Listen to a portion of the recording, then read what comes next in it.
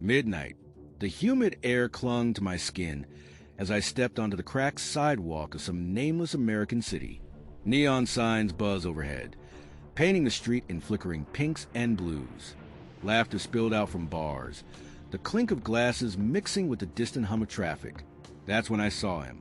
A man, maybe late 20s, swaying like a tree in a hurricane, fumbled with his wallet. His fingers slipped, and suddenly cash, credit cards, and God knows what else exploded across the pavement like confetti. His friend, only slightly more coherent, crouched to help gather the mess. I watched as they scooped up bills, shoved cards back into place. But then, something fluttered to the ground, unnoticed. A single rectangle of plastic, glinting under the streetlight. His driver's license. Now, I could have walked away, but that's not how I was raised. So I called out, "Hey, you missed something." The drunk guy turned. His eyes, glazed, bloodshot, locked onto mine. For a second, I thought he might say thanks. I was wrong. His lip curled. "That's a cigarette packet," he slurred. Then with venom, F*** off back to England. UF*** T. The words hung in the air like smoke. My stomach tightened. Not because I was hurt. No, this was something sharper, something hotter. So I smiled, and I took it, not the insult. No, I took something far more valuable. By the time he realized what was missing, it was already in my pocket. And the beautiful part? He'd earned every second of the chaos that followed. This is the story of how one drunken idiot learned a very simple lesson. Don't bite the hand that tries to help you, especially when that hand belongs to a petty British guy with perfect aim and zero patience for **T. We've all been there. That moment when someone looks right at you and decides, for no good reason, that you're their punching bag. Maybe it was a boss who talked down to you like you were nothing. A stranger who thought they could treat you like trash just because they were having a bad day. Or that one person who thought their bad mood gave them the right to be cruel. And in that moment, all you wanted was to wipe that smug look off their face. To serve up a heaping plate of justice so cold, so perfectly timed, that they'd never forget it. That feeling, that burning need to turn the tables, is universal. It's human. And today, you're about to hear a story that delivers that satisfaction in the most delicious way possible. This isn't some long, drawn-out revenge plot. No months of planning, no elaborate schemes. This is instant karma. The kind that hits so fast, the jerk doesn't even see it coming until it's already too late. So if you've ever wanted to see someone get exactly what they deserved, if you've ever wished you could be the one to serve it to them, then do me a favor. Hit that like button right now, because this story is for you. Subscribe, because trust me, you won't want to miss how this plays out. And get ready, because what happens next? It's the kind of petty, perfect revenge that'll have you grinning from ear to ear. 10 years ago, I was just a wide-eyed Brit experiencing America for the first time. 3 glorious weeks of open roads, greasy diners, and those impossibly wide American skies. Every state felt like its own world. Every city buzzing with its own rhythm. I was drunk on the adventure of it all. The kind of trip where you meet strangers who feel like friends by last call, where every dive bar has a story waiting to happen.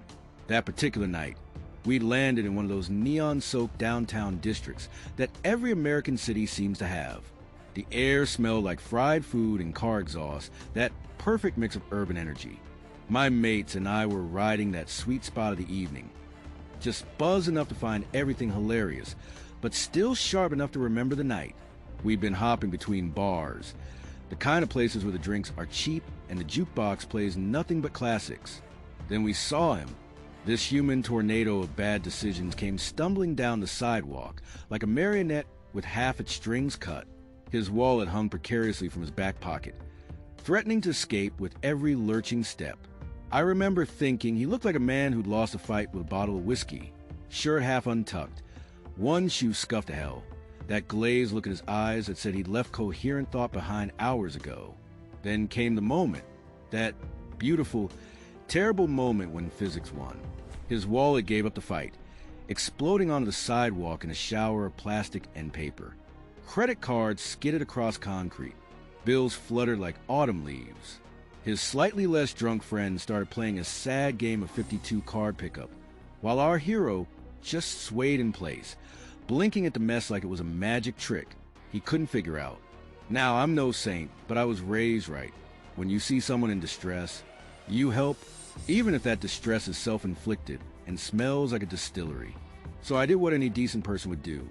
I called out, "Hey, mate, you dropped your whole life back here." The way he turned to look at me, I'll never forget it. Those bloodshot eyes focusing with Herculean effort, that sneer forming like a storm cloud on his face.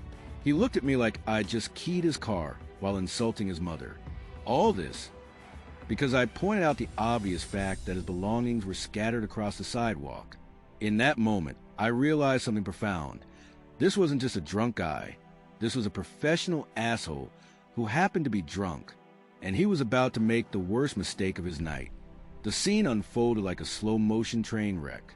Drunk guy and his slightly more functional sidekick were performing the world's saddest scavenger hunt, crawling around on all fours to collect his dignity from the sidewalk.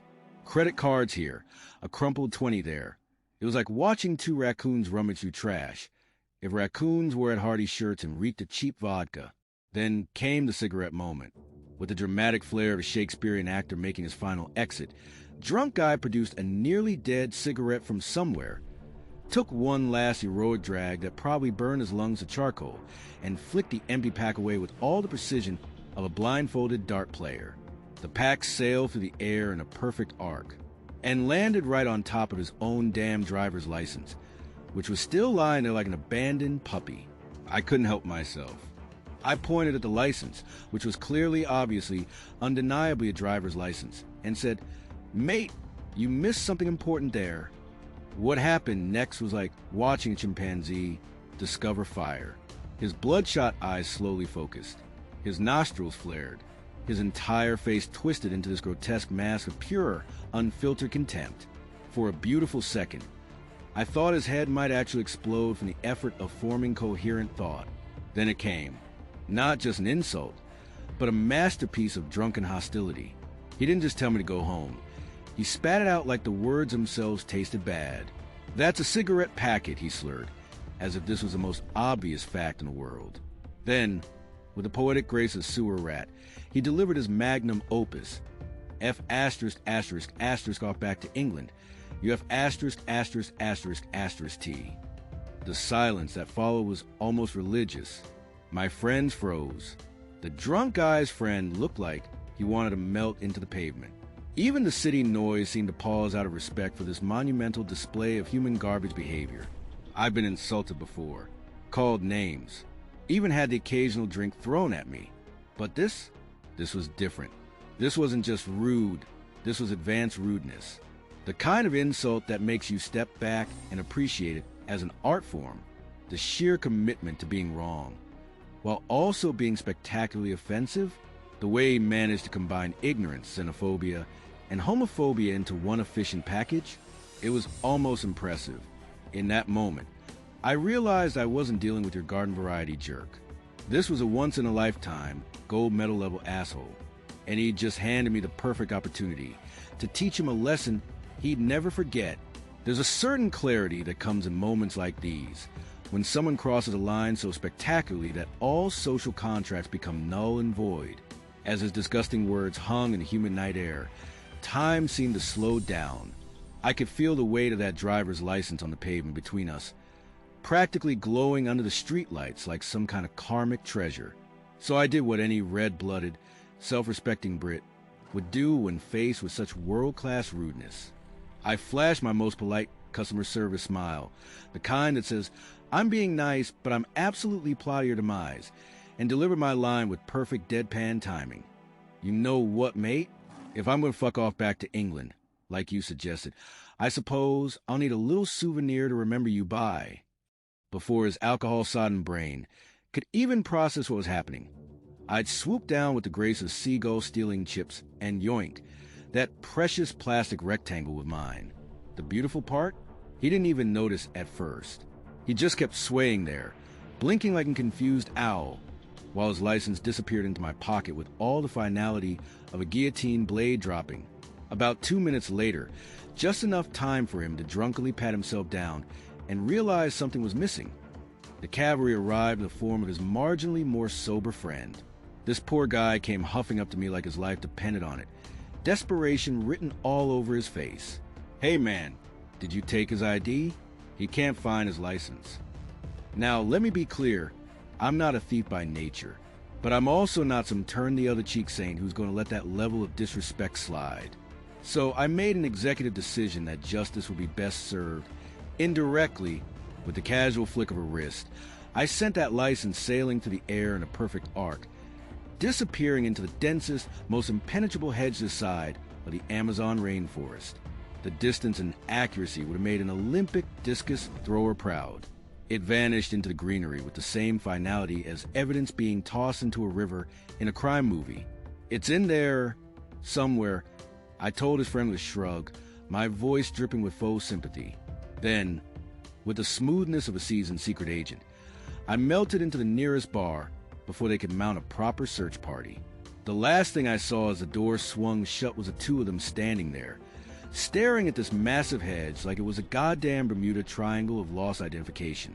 The bar provided perfect cover, dim lighting, loud music, and just enough crowd noise to disappear into.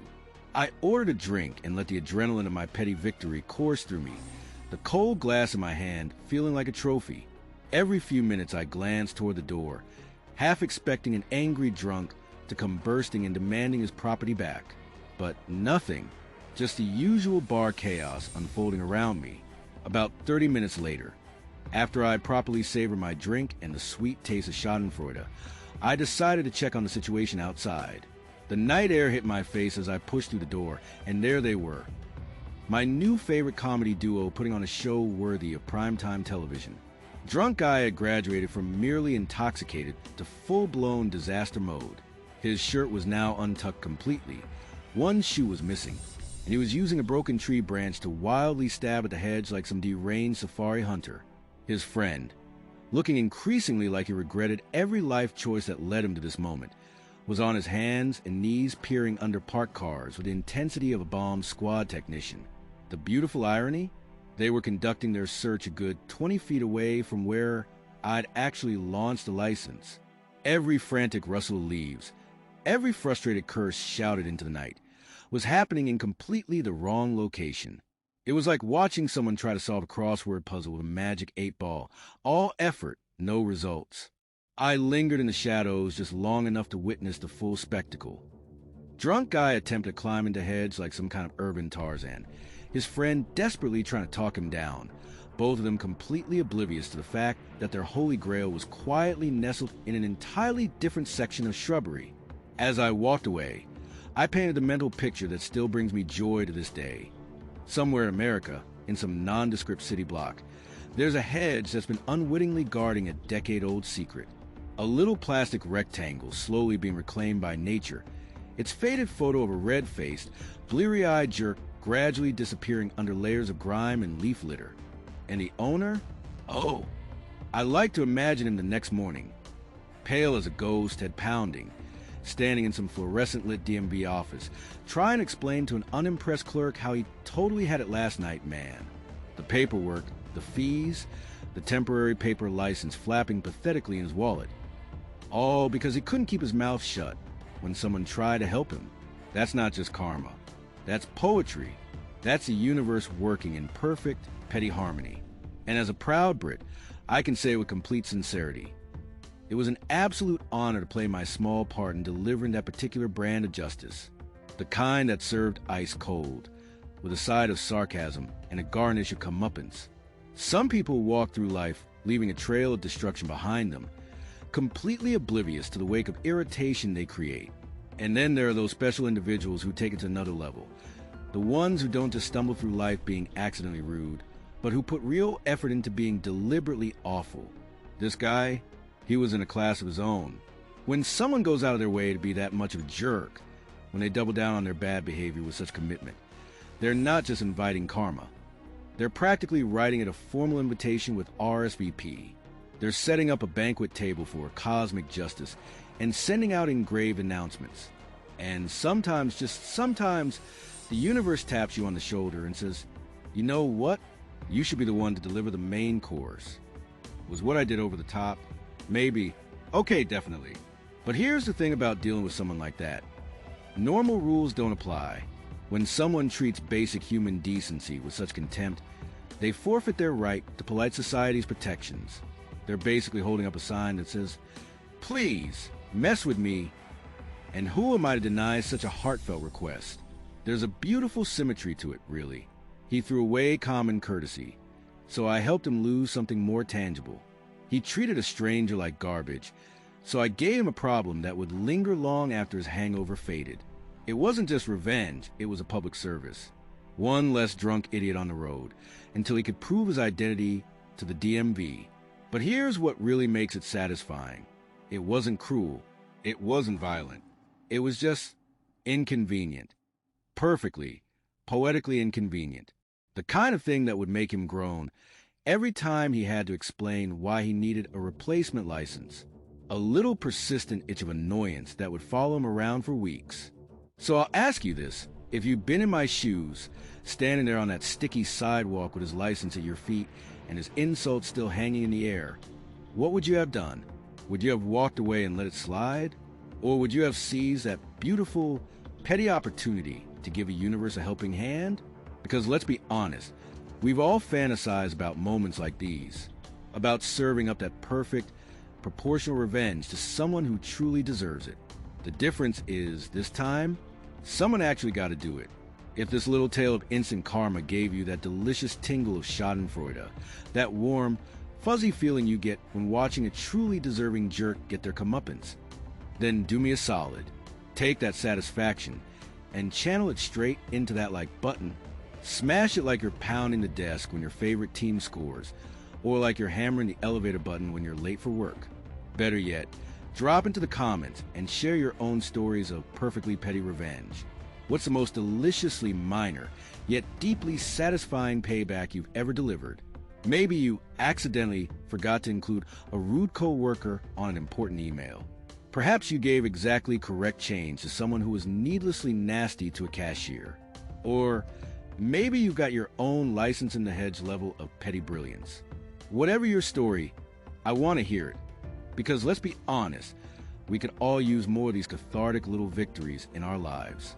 And if you're craving more stories where the arrogant get humbled, where the rude get their just desserts, and where karma arrives right on schedule, hit that subscribe button. You'll get regular deliveries of comeuppance content, served fresh with a side of poetic justice. From clever comebacks to elaborate revenge schemes, we got all flavors of satisfying payback covered. One last thing before you go. Share this with that friend who always has the best revenge fantasies. The one who nods along a little too enthusiastically. When these stories come up, they'll thank you for it. Now, if you'll excuse me, I've got more tales of beautiful pettiness to track down. Until next time, keep your insults to yourself and your driver's license secured.